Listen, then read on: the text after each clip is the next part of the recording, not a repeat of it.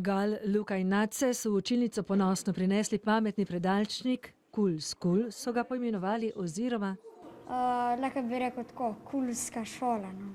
Fantje so izdelali posebno aplikacijo, ki je že tudi jutranja budilka, zatem pa pravi organizator dela.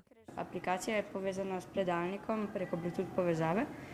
Je pač povezana in potem takrat pritisneš na aplikacijo gumb in se ti zasvetijo lučke pri predmetih, ki jih imaš tisti dan. In potem pa še, da prav res ne bi pozabil zvezkov, je še v torbi čip, pa na vsakem zvezku posebej čip, da ti res zazna, da si ti dal to v torbo.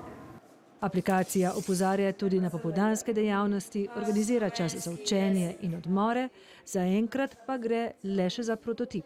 Do končnega izdelka, katerega smo tudi želeli narediti iz plastike, še nismo prišli. Smo malo žalostni, ker ne gre naprej, smo pa tudi malo mladi, da bi šli prav tako, da bi se začeli ukvarjati res s tem. Stalno pa se iskrijo ideje za nove izume. Meni je najlepše narediti nekaj, kar nekomu pomaga. Da veš, da se bo tista stvar rabila in da bo nekomu koristila, mu bo olajšala življenje.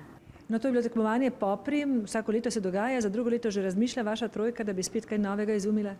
Zaenkrat še ne. Bomo začeli razmišljati po poletnih počitnicah. In te bodo že čez mesec dni.